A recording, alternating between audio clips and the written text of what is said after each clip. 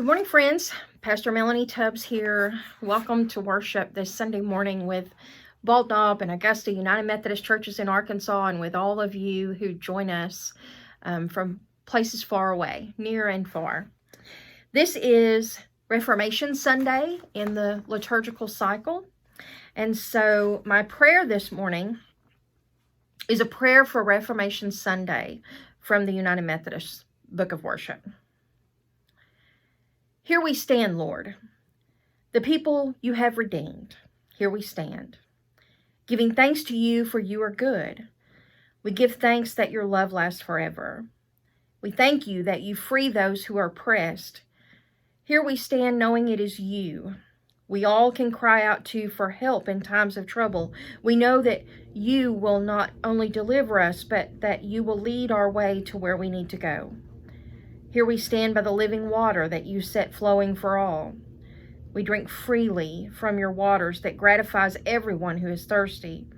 And we thank you that you also give plenty to eat for those who are hungry. Here we stand with those who reformed the church so long ago, and with those who are still reforming the church today. Here we stand witnesses to your good news for all. Here we stand your servants, your followers, your children. Guide us to be reformers and to be reformed in your amazing grace each day. It is in your holy name that I pray. Amen. Enjoy worship. Be encouraged and strengthened. Sing loud and pray along.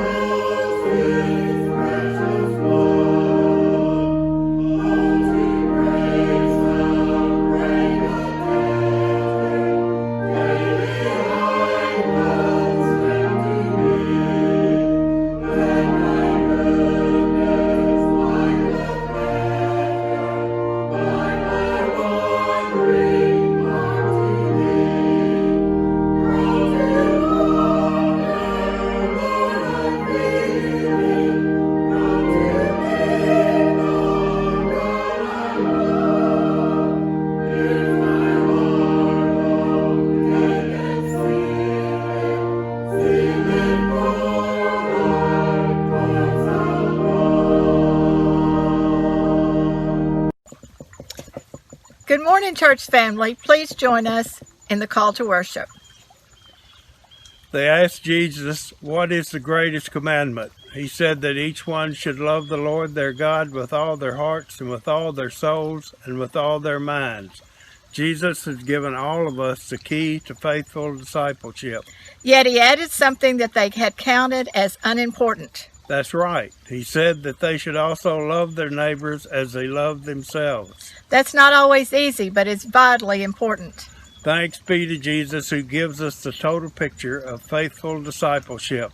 Open our hearts, Lord, today that we might truly follow these commandments. Amen.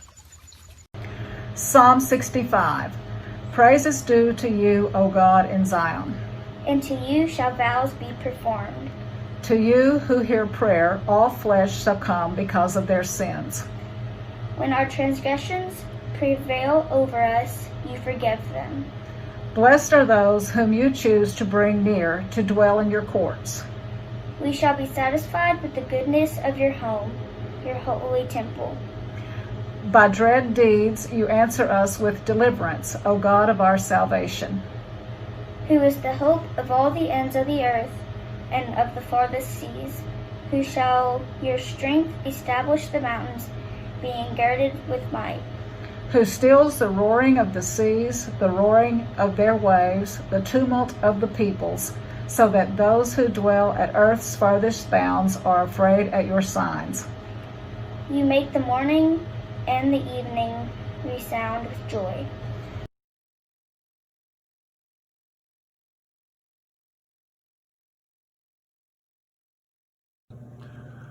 Lord of all we see and all that we cannot see, give us this day a glimpse of the complexities of the world and the simplicity of living our lives centered in you, loving you with all our heart, soul, and mind, and loving our neighbors as well. Bless the gifts we offer you, but in our giving, help us focus on those other, more basic gifts. May the love we show you and others be a testimony of whom we follow and whom is worthy of our devotion. In Christ's holy name we pray.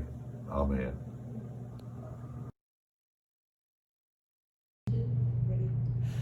Praise God from whom all blessings flow. Praise Him, all creatures here below. Praise Him, all mighty heavenly hosts. Praise Father, Son, and Holy Ghost.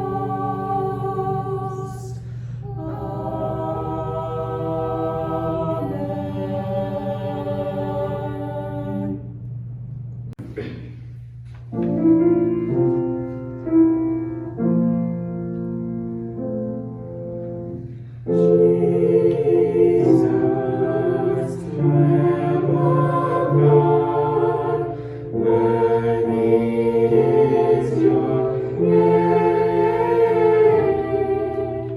Jesus, Lamb of God, worthy is your name.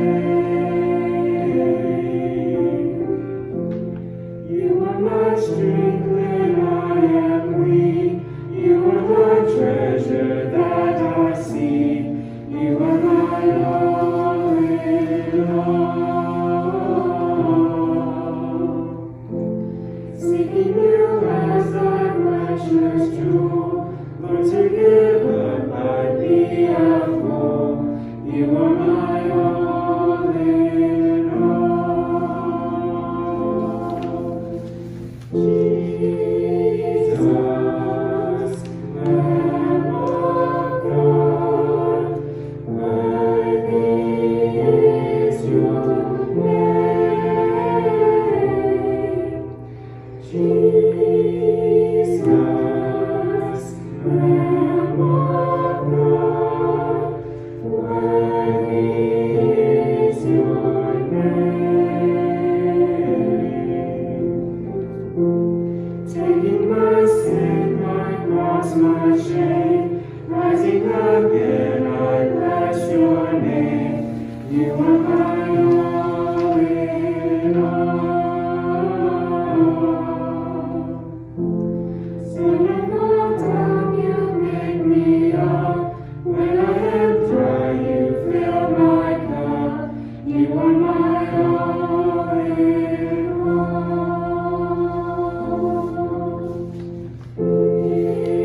Jesus, Lamb of God, worthy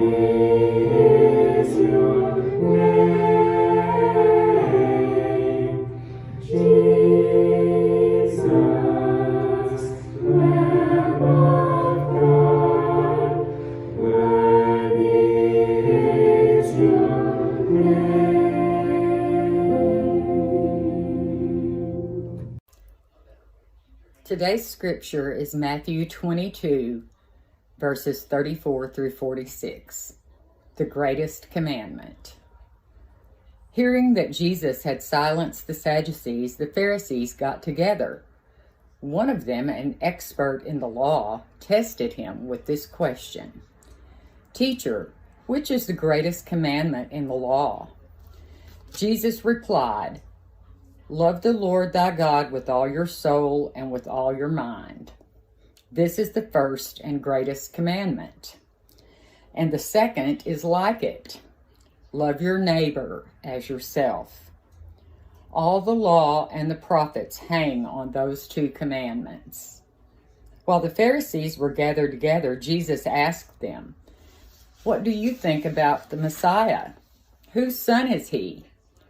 "The son of David," they replied. He said to them, "How is it then that David, speaking by the Spirit, calls him Lord?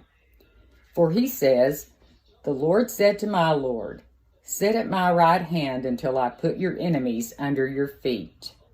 If then David calls him Lord, how can he be his son?" No one could say a word in reply, and from that day on, no one dared to ask him any more questions. This is the word of God for the people of God. Thanks be to God. Good morning, friends.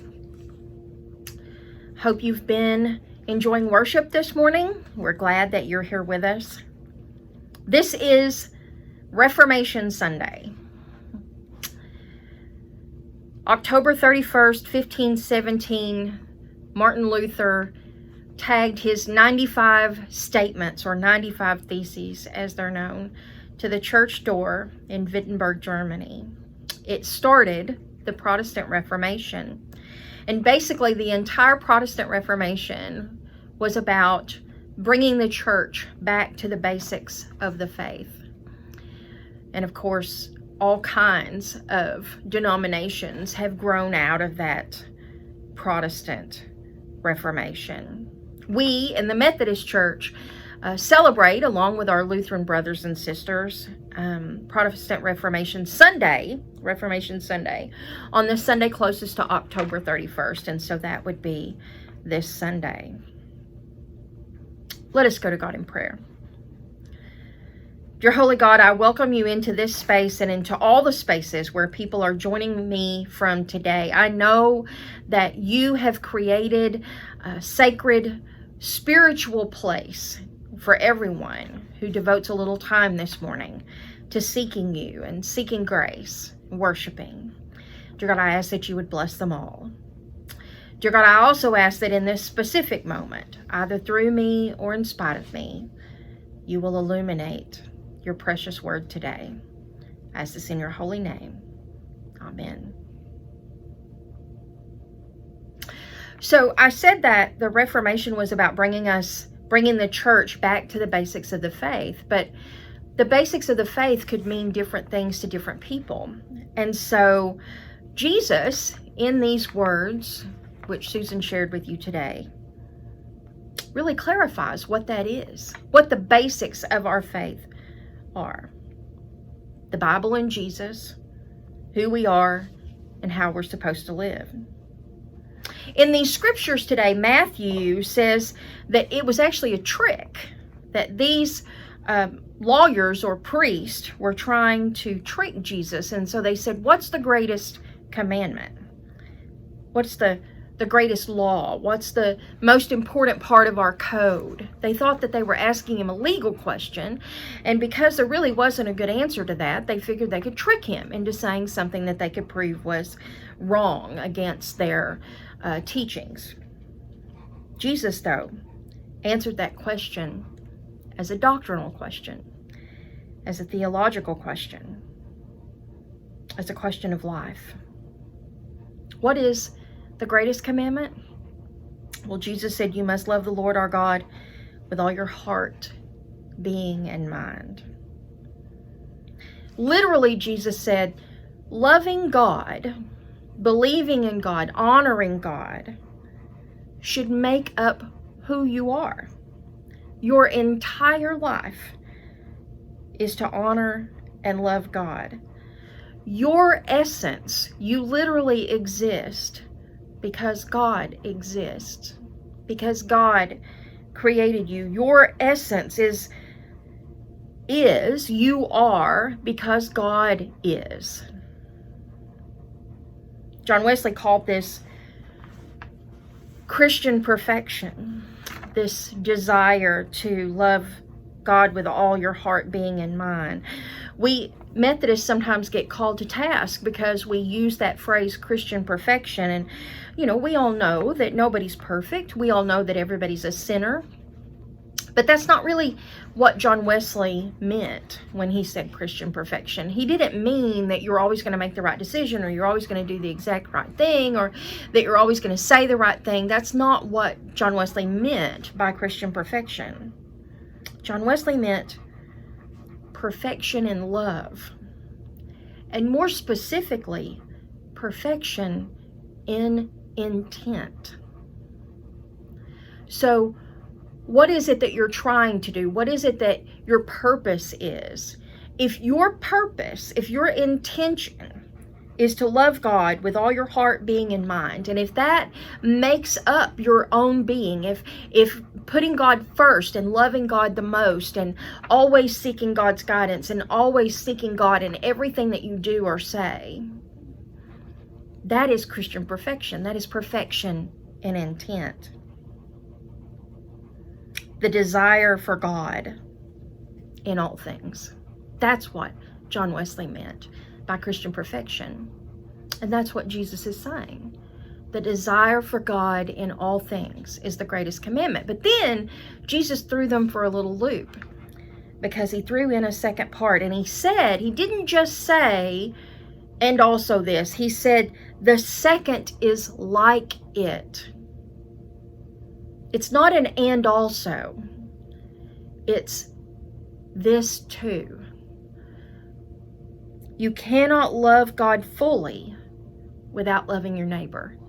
You can't do one without the other. Love God with all your heart, with all your being, with all your soul, with all your mind, and love your neighbor as yourself. That's the hard part. That tends to be the part where we get in trouble with Christian perfection, with the greatest commandment. Do we seek God's will in how we love our neighbor? Do we seek God's will in how we treat all of creation? Do we seek God's will in how we react, behave, spend our money, even in how we vote? Do we seek God's will in all that we do? God's essence.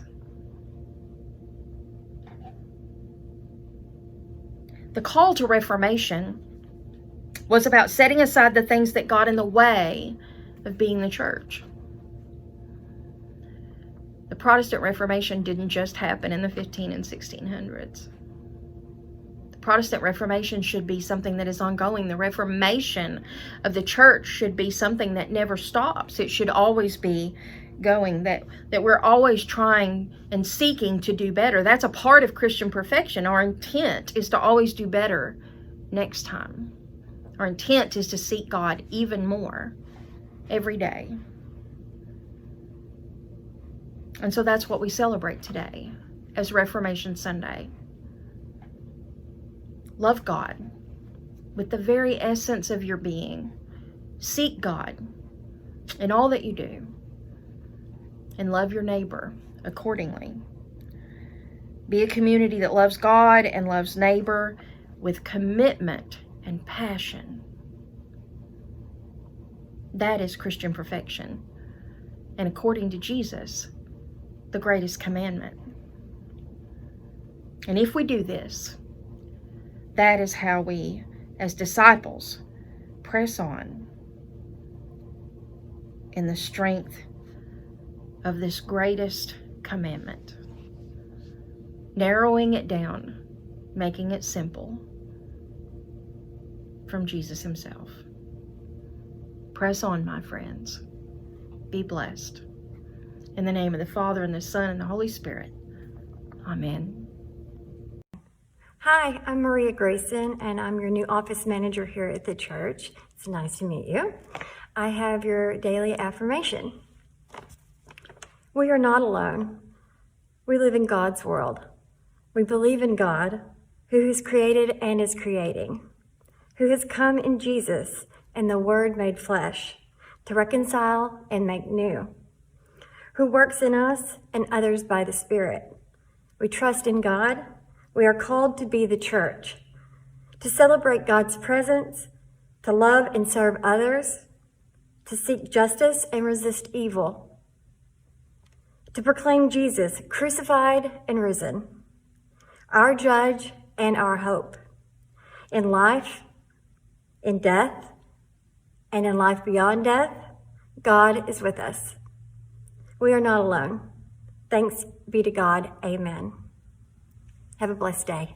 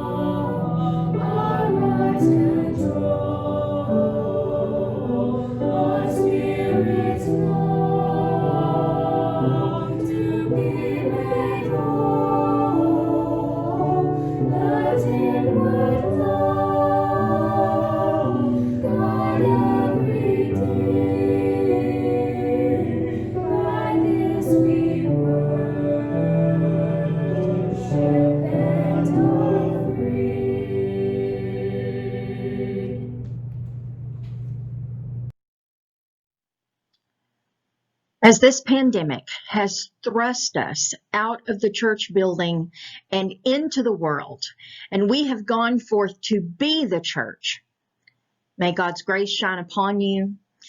May his love fill you. May you feel the peace of Jesus Christ. In the name of the Father, and the Son, and the Holy Spirit. Amen. Surely the presence of the Lord is in this place. I can feel his mighty power and his grace.